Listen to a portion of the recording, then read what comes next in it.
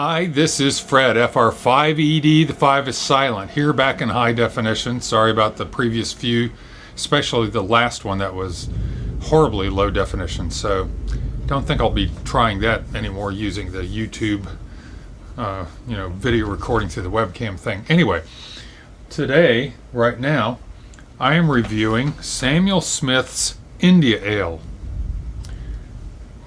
There's a look at it right there. This is Samuel Smith, of course. Their oatmeal stout is fabulous. Their nut brown ale is good. I'm trying to think if I've had anything else by them from England.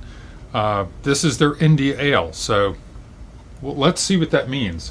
Let's see what it says on Rate Beer and Beer Advocate. On Beer Advocate, it's rated an 84 after 771 reviews. It's pretty good. 82 by the brothers. It's okay. On Rate Beer, it's an 88 overall and a 97 in style. So interesting. It's only it's only 5% ABV. So they're calling it an India Ale. I'm not sure what that means. Is it an IPA, or is this more of the really traditional, the original IPA called an India Ale? I don't know. The commercial description is very short. It says, pasteurized bottles only. Samuel Smith's India Ale is characterized by the color of a golden sunset, a refined maltiness, and an emphasis on the aroma and flavor from Britain's best hop gardens. As far as I know, Britain's hops are not as bitter as American hops, not maybe aromatic, but even not as aromatic as American hops, or at least different aromas. So I don't know if we're going to get a Fuggles type of aroma and taste out of this. I have no idea what to expect. So let's crack it open. I don't know if that's a quote that can be attributed to me. Let's crack it open. But I'm cracking it open with my Cigar City opener. All right. Here we go.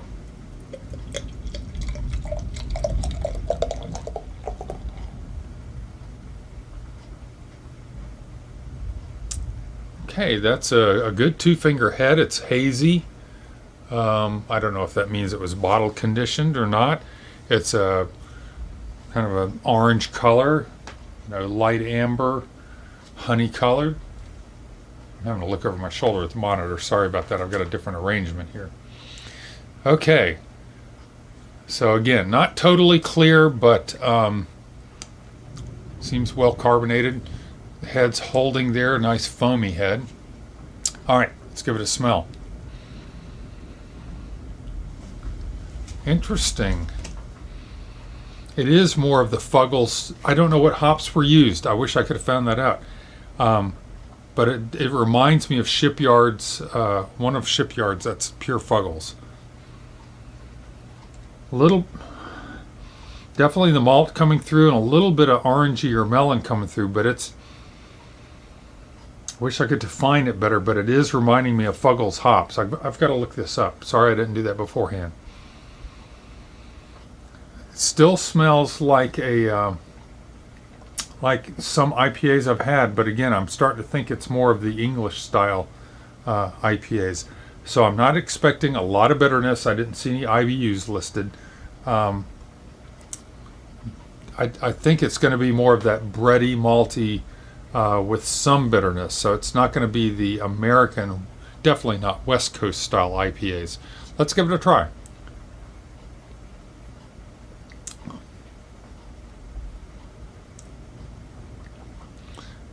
Pretty much as I described. Bitterness is hardly there compared to American, especially West Coast IPAs. It's very biscuity, malty. That's pretty much very forward. That's the foundation. That's what you're getting here.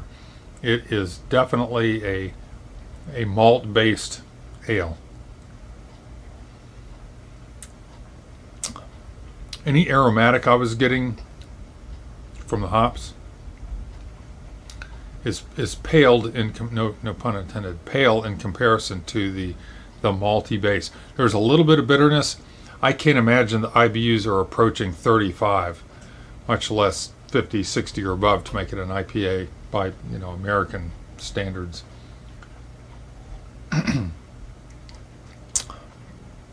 That being said, forget what the style is.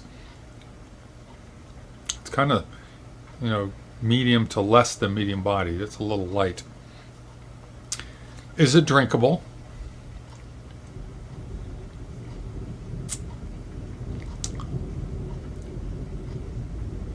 Tiny little bit of lemongrass, lemon lollipop in there. That just came up. As far as drinkable, I don't know that I would buy it again. I don't know if there were several on tap that I'd ask for another one. Those are just some of my benchmarks. It's not exciting to me. Again, as far as IPAs go, my expectation, I shouldn't say expectation, my true passion and liking is for West Coast American IPAs. I love those C hops. Citra, Centennial, Cascade, all those that have the grapefruit and the citrus and the pineapple, pine, all those. That's where my taste buds lie. This is very British, apparently. Well, Samuel Smith, come on, obviously a very long-standing British company, and this is their version of what they're calling an Indian ale. I shouldn't really compare it to the American IPAs that I love. I'm just giving you my impression. I'm giving you my my preference. Try it. Try it. Anything I try. I recommend trying, so if you like it or not. Personally, I would not get this again. Doesn't mean it's wrong. Doesn't mean it's bad. Doesn't mean it's not a great ale. Just not for me. But I'm going to finish this. That's it.